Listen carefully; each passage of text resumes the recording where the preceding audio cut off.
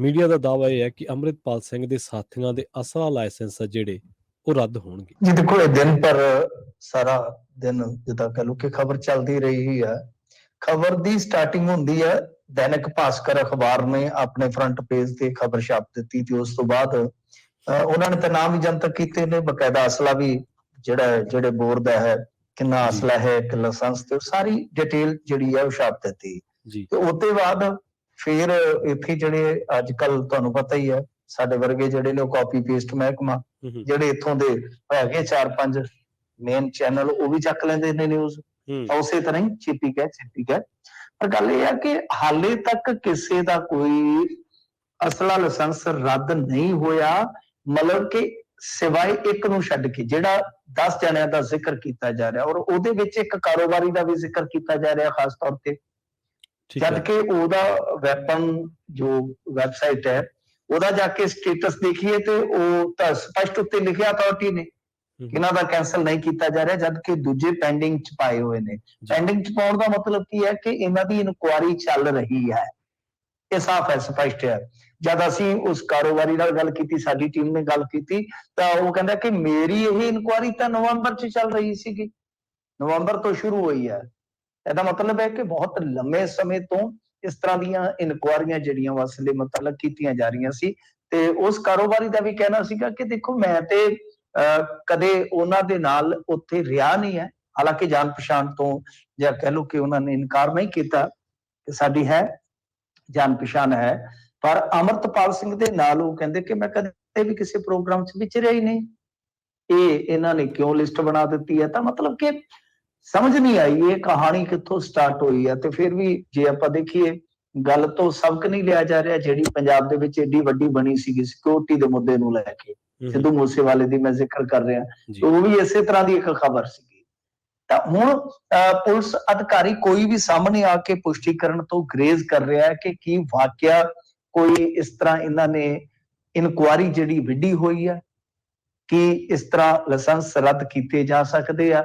ਹਾਲਾਂਕਿ ਅਸੀਂ ਕੁਝ ਜਿਹੜੇ ਲਾਇਸੈਂਸ ਧਾਰਕ ਅੰਮ੍ਰਿਤਪਾਲ ਸਿੰਘ ਦੇ ਨਾਲ ਚੱਲਦੇ ਨੇ, ਅਸੀਂ ਉਹਨਾਂ ਦੇ ਨਾਲ ਵੀ ਪਹੁੰਚ ਕੀਤੀ, ਉਹਨਾਂ ਚੋਂ 1-2 ਨਾਲ ਸਾਡੀ ਗੱਲ ਵੀ ਹੋਈ, ਉਹਨਾਂ ਨੇ ਇਨਕਾਰ ਕੀਤਾ। ਉਹ ਕਹਿੰਦੇ ਕਿ ਨਹੀਂ, ਸਾਨੂੰ ਤੇ ਤੁਹਾਡੇ ਤੋਂ ਪਤਾ ਲੱਗ ਰਿਹਾ, ਕੋਈ ਪ੍ਰਸ਼ਾਸਨਿਕ ਤੌਰ ਤੇ ਸਾਨੂੰ ਕੋਈ ਨਾ ਸੂਚਿਤ ਕੀਤਾ ਹੈ, ਨਾ ਕਿਸੇ ਨੇ ਕੋਈ ਇਨਕੁਆਇਰੀ ਚ ਸ਼ਾਮਲ ਕੀਤਾ।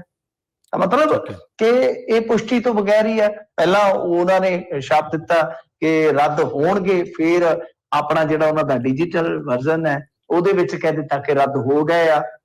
ਕਿਸੇ ਵੀ ਪੁਲਿਸ ਅਧਿਕਾਰੀ ਦਾ ਕੋਈ ਜ਼ਿਕਰ ਨਹੀਂ ਹੈ ਕਿ ਕਿਸਨੇ ਪੁਸ਼ਟੀ ਕੀਤੀ ਹੈ।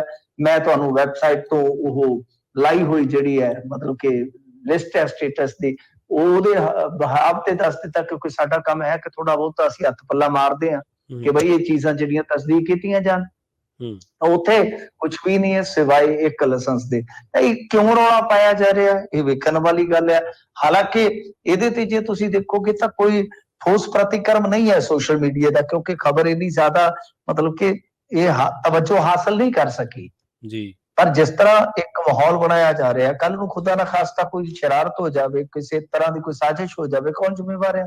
ਤੁਸੀਂ ਸਿਕਿਉਰਿਟੀ ਸਾਰੀ ਉਹਨਾਂ ਦੀ ਵਾਪਸ ਲੈ ਲਓ, ਆਪ ਦੇ ਦਿਓ ਸਿਕਿਉਰਿਟੀ। ਮੰਨ ਲਓ ਜੀ, ਜੇਕਰ ਤੁਹਾਨੂੰ ਲੱਗਦਾ ਹੈ ਕਿ ਹਾਂ ਬਈ ਇਸ ਤਰ੍ਹਾਂ ਹਥਿਆਰਾਂ ਦੀ ਨੁਮਾਇਸ਼ ਵਗੈਰਾ ਜਿਹੜੀਆਂ ਚੀਜ਼ਾਂ ਨੇ ਉਹ ਠੀਕ ਨਹੀਂ ਹੈ, ਤਾਂ ਤੁਸੀਂ ਆਪ ਲੈ ਲਓ, ਜ਼ਿੰਮਾ ਲੈ ਲਓ। ਅੱਗੇ ਤੁਸੀਂ ਇਸ ਸਿਕਿਉਰਿਟੀ ਵਾਲੇ ਮਸਲੇ ਤੇ ਇਸ ਤਰ੍ਹਾਂ ਦੇ ਕਦਮ ਚੁੱਕ ਕੇ ਫਸ ਗਏ ਸੀਗੇ। ਤਾਂ ਖੈਰ ਹੁਣ ਗੱਲ ਇਹ ਆ ਕਿ ਇਸ ਮਾਮਲੇ ਦੇ ਵਿੱਚ ਹਾਲੇ ਤੱਕ ਕੋਈ ਪੁਸ਼ਟੀ ਨਹੀਂ ਹੈ। ਮੀਡੀਆ ਦਾਅਵਾ ਜ਼ਰੂਰ ਕਰ ਰਿਹਾ ਕਿ ਰੱਦ ਹੋਣਗੇ, ਜਦੋਂ ਹੋਣਗੇ ਵੇਖੀ ਜਾਏਗੀ। ਹਾਲੇ ਤੱਕ ਨਾ ਤਾਂ ਕਿਸੇ ਲਾਇਸੈਂਸ ਧਾਰਕ ਦੀ ਕੋਈ ਪੁਸ਼ਟੀ ਹੈ, ਨਾ ਕੋਈ ਅਧਿਕਾਰਤ ਤੌਰ ਤੇ ਅਧਿਕਾਰੀ ਦੀ ਪੁਸ਼ਟੀ ਹੈ।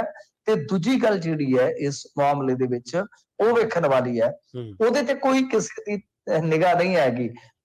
ਉਹ ਇਹ ਆ ਕਿ ਅਜਨਾਲਾ ਵਾਲੀ ਘਟਨਾ ਸਥਾਨ ਤੇ ਅੱਜ ਦੱਸਦੇ ਆ ਕਿ 2 ਕੰਪਨੀਆਂ ਪਹੁੰਚੀਆਂ ਨੇ ਨੀਮ ਫੌਜੀ ਦਸਤਿਆਂ ਦੀਆਂ। ਇਹ ਇੱਕ ਮਹੱਤਵਪੂਰਨ ਗੱਲ ਹੈ।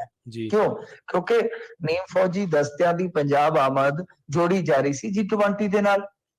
ਠੀਕ ਹੈ, ਤਾਂ G20 ਦਾ ਅਜਨਾਲੇ ਨਾਲ ਕੀ ਸੰਬੰਧ ਹੈ, ਇਹ ਵੀ ਇੱਕ ਵੇਖਣ ਵਾਲੀ ਗੱਲ ਹੈ। ਔਰ ਖੁਦ ਥਾਣੇ ਦੇ ਕੋਲ ਜਾ ਕੇ ਕੰਪਨੀਆਂ ਦਾ ਫੜਨਾ, ਇਹ ਆਪਣੇ ਆਪ ਦੇ ਵਿੱਚ ਕਾਫੀ ਮਹੱਤਵਪੂਰਨ ਹੋ ਜਾਂਦਾ। ਹਾਲਾਂਕਿ ਹੋ ਸਕਦਾ ਉਤੋਂ ਰਵਾਨਗੀ ਵੀ ਹੋ ਜਾਵੇ, ਆਸੇ-ਪਾਸੇ ਹੋ ਜਾਣ, ਪਰੰਤੂ ਉੱਥੇ ਸਵੇਰੇ ਦੇ ਟਾਈਮ ਜਿਹੜੀ ਇਹ ਖਬਰ ਆਈ ਕਿ ਕੰਪਨੀਆਂ 2 ਪਹੁੰਚੀਆਂ ਨੇ, ਉਹ ਕਾਫੀ ਇਸ ਮਾਮਲੇ ਨੂੰ ਕਿਤੇ ਨਾ ਕਿਤੇ ਦਿਲਚਸਪ ਬਣਾ ਦਿੰਦੀਆਂ ਨੇ ਇਹ ਖਬਰਾਂ।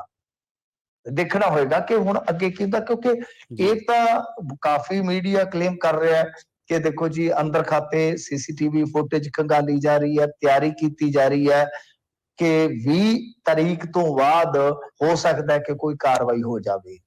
ਤਾਂ ਚਲੋ ਉਹ ਤਾਂ ਬਾਅਦ ਦੀ ਗੱਲ ਹੈ, ਜੇ ਕੋਈ ਗਲਤ ਹੈ ਉਹਦੇ ਤੇ ਕਾਰਵਾਈ ਕਰ ਦੇਣ, ਜੇ ਕੋਈ ਜਾਇਜ਼ ਹੈ ਤਾਂ ਠੀਕ ਹੈ, ਜੇ ਕੋਈ ਨਜਾਇਜ਼ ਹੈ ਉਹ ਨਾ ਡੁੱਬੋ ਤਾਂ ਕਿ ਕੋਈ ਹੋਰ ਨਾ ਪੁਆੜਾ ਪਵੇ।